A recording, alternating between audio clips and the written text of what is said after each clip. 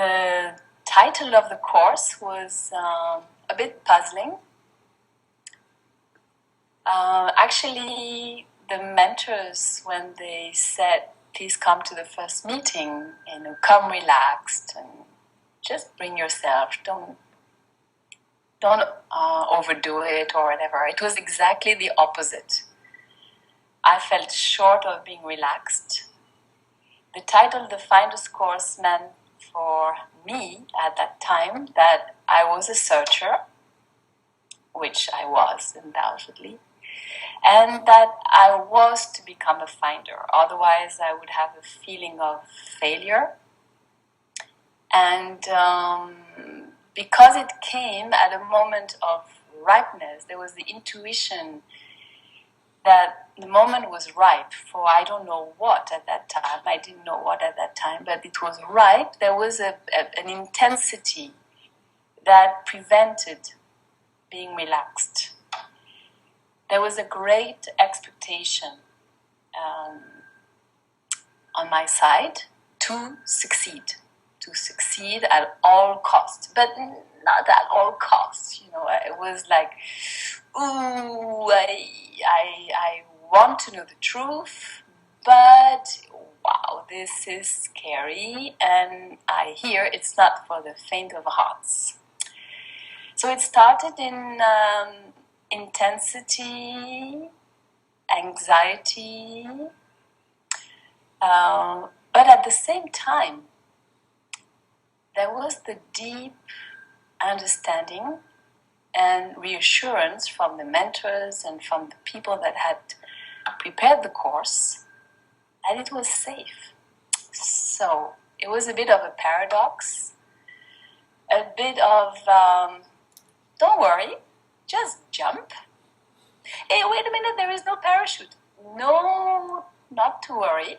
No need for a parachute. Hey, wait a minute, I'm not so convinced that I don't need a parachute. No, there is no need for a parachute. Okay. So it did ease out over the very beginning of the course, let's say over the first 3 weeks, because Jeffrey was extremely reassuring. It indeed seemed safe. And the mentors were there, giving an open space, giving room for anything that would come. And their motto was, you can do nothing wrong. So that really helped. It really helped when, over the course of the first weeks, there was a deep moment of total anxiety. That was not expected, surely. And it came like as the sky was falling on my head. There was the sense of losing grip, of lack of control. Everything was going astray, including things in personal life. The course didn't seem to make sense. There was no way that I would run away. But at this time, wow, it was very, very, very intense. So there was a moment of incredible doubt in I don't know what, but it pushed the body to its limit, up to the fact that it had to just stop and lay down for a few hours and weep.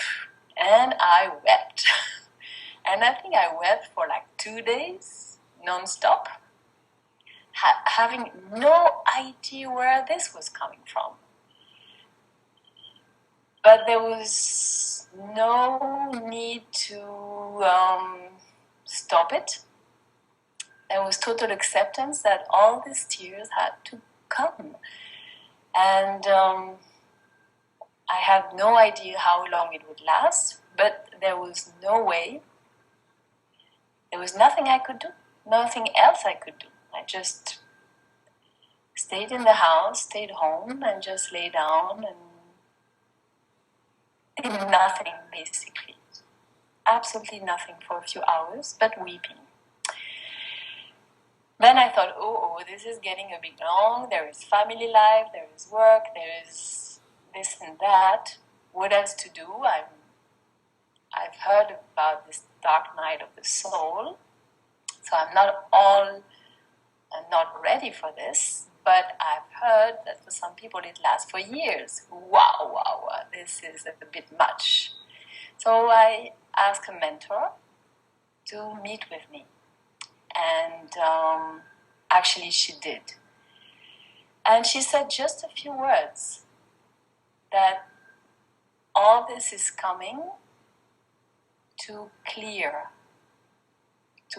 I don't know exactly what she said. I just remember watching her eyes, and the message was, there is something that is blocking the view. She didn't mention what it was, giving me the chance to discover what was blocking the view. It was huge.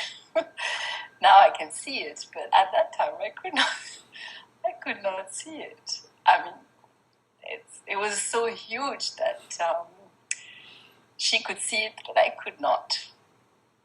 And it comforted me, and life went on. I picked up really fast, went back to, I would say, my normal self, went into the course back with fresh energy, and life was just fine. After that came an exercise that I found absolutely magic, called the group awareness exercise. Actually, when I say that I find it magic, I didn't find it magic when it came. I found it horrifying, totally scary. Again, there was this feeling that I was pushed to my upper limits, that my intellectual understanding was crushed, that there were no words to qualify the unexpressible. So what that exercise was about didn't make sense. And the worst part was that it hurt. It really hurt for a reason I could not understand. And then over the course of 2 or 3 sessions, just clicked. There was a moment when there was a shift in perspective. I can't really remember when it happened, that there was this feeling that there was a sense of as, that I don't know how to explain this clearly. It was awareness, everything was as awareness, but it was still confused. But there was this feeling that life was awareness, full point. But nothing less, nothing more than that. Then came a moment a few days later where the words came effortlessly, I am awareness. I was totally surprised to hear these words coming from my mouth. And again, it was extremely subtle, but it sort of moved the perspective, changed the perspective.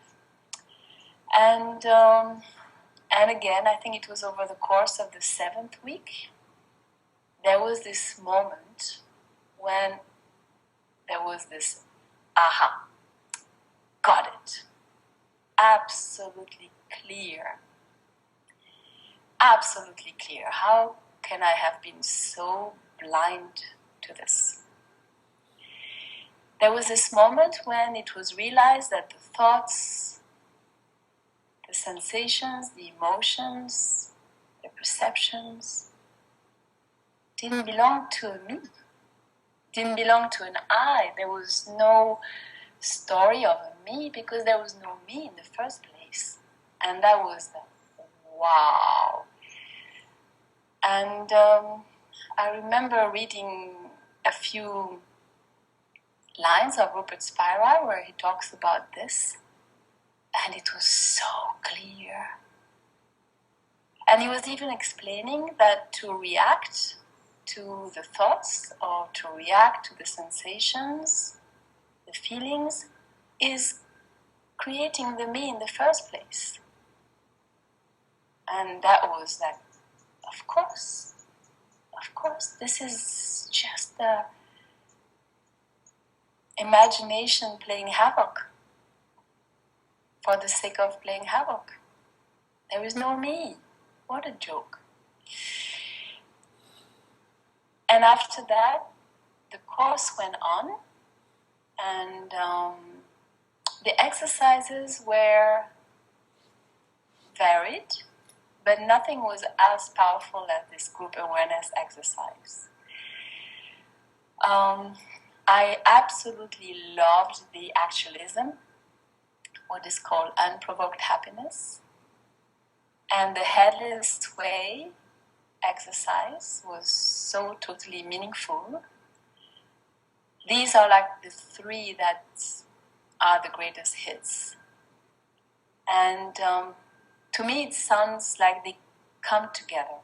If you look at how the course is designed, you can see that there is indeed a progression, and that not all exercise go with every profile, but the group awareness exercise prior to the unprovoked happiness and prior to the headless way is a bomb.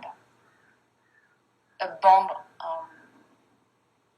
and if you don't wake up with that, you may wake up with other exercise, but yeah, it's definitely a wake-up call.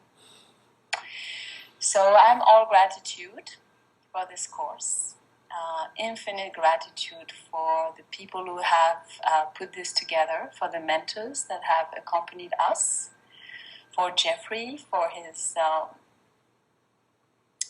absolute compassion, love, and presence. And there is proof in the pudding, as we see, because life has been extremely intense on the practical level. Started in India, and here I am, body, mind, in France.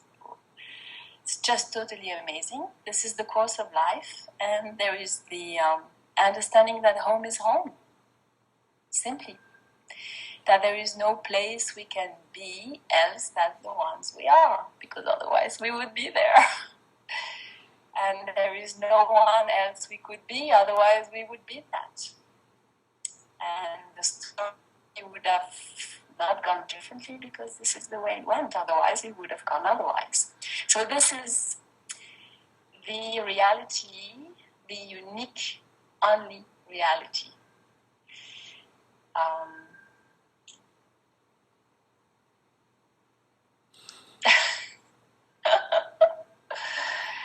It's fun.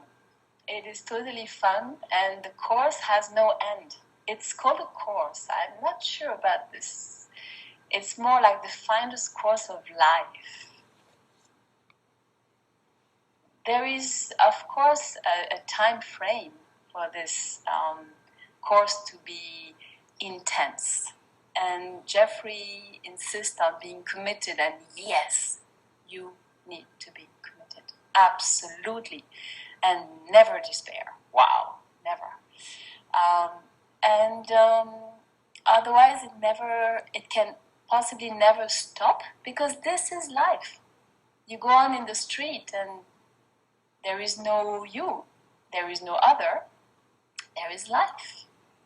You look at the plants or the face of an old man or the corner wall or whatever, and it's actualism, because this is life.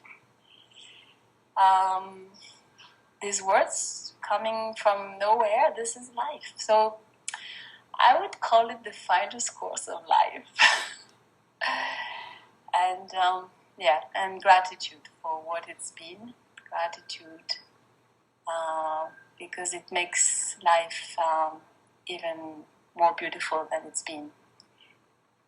In its moments of difficulties and in its moments of beauty. Same. All same. Voilà.